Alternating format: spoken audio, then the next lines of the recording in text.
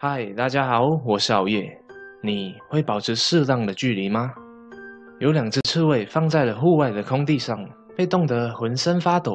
为了取暖，它们只好紧紧地靠在一起，而互相靠拢后，又因为忍受不了彼此身上的长刺，很快就又要各自分开了。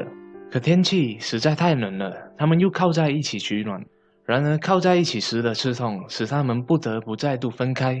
挨得太近，身上会被刺痛。离得太远，又冻得难受，就这样反反复复的分了又聚，聚了又分，不断的在受冻与受刺之间挣扎。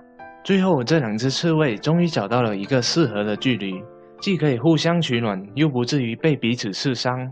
这就是所谓的刺猬效应。在现实生活中，这种例子非常常见。一个你原来非常敬佩或喜欢的人，与他亲密接触一段时间后，对方的缺点就日益显露出来。你就会在不知不觉中改变对他原有的感情，甚至变得非常失望和讨厌他。夫妻、恋人、朋友以及师生之间都不例外。保持适当的距离，才能既互相取暖，又不至于刺伤对方。这里的距离当然也包括时间距离。每个人都有属于自己的时间，如果你无端占用别人的时间，影响别人正常生活，是对别人的一种不尊重，还会影响你们之间的感情。心理学家做过这样的一个实验，在一个阅读室里面仅有一个读者的时候，心理学家便进去坐在他的旁边，来测试他的反应。结果，大部分人都快速或者默默地远离心理学家，到别的地方坐下，甚至还有人非常明确地告诉他说：“你想干什么？”这个实验整整测试了80个人，结果都是相同。在一个仅有2位读者的空间里，任何一个人都无法忍受一个陌生人和自己坐得太靠近。美国著名人类学家爱德华·霍尔博士划分了4种心理距离，每种距离分别应对不同的双方关系。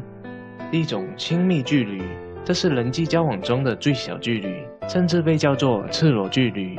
它的范围是在正负15厘米，在此距离内只限 VIP 特定人群进入。人们互相之间可以肌肤接触、耳鬓厮磨，以致能够感受到对方的体温、气味和气息。这种距离主要出现在最亲密的人之间，在同性中常常仅限于贴心朋友，在异性中仅限于夫妻和恋人。第二种是个人距离，这是在人际交往过程中稍微有分寸感的距离。在此距离内，人们互相之间直接的身体接触不多，其范围在46到76厘米的距离，都是能够互相握手以及交谈的好友。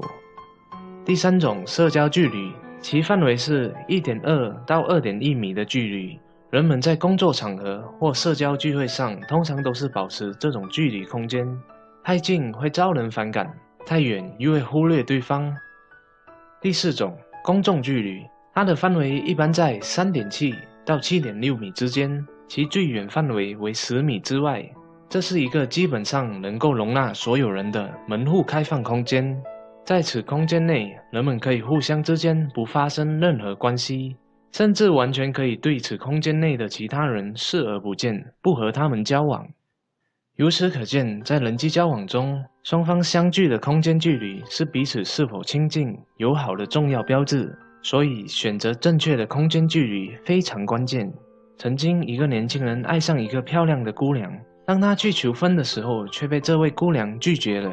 这个小伙子感到很不解。之后，姑娘恼怒地向他解释说：“你怎么会想到在距离我7尺的地方来谈这件事呢？”这么远的社交距离，很明显并不是谈婚论嫁的最佳选择。以下有几点也是需要大家注意的。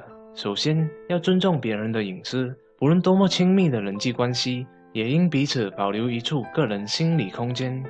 我们总以为亲密的人，比如夫妻之间、父母和子女之间，似乎不应当有什么隐私可言。其实，越亲密的人，越要尊重对方的隐私。这种尊重表现为不随便打听、追问他人的内心秘密。其次，要有容纳意识。容纳意识也要求我们尊重个性差异，容纳对方的缺点，谅解对方一般的过错。水至清则无鱼，人至察则无徒。清澈见底的水里面不会有鱼，过分挑剔的人也不会有朋友。没有容纳意识，迟早将人际关系推向崩溃的边缘。人与人之间的交往一定要把握好距离的运用，才会让人觉得舒服和安全。尽管我们有着良好的愿望，希望自己拥有的人际关系亲密度越高越好，但还是必须记住，亲密并非无间，美好需要距离。谢谢大家的观赏，点赞和订阅好业，分享已获得更多。5分钟心理学。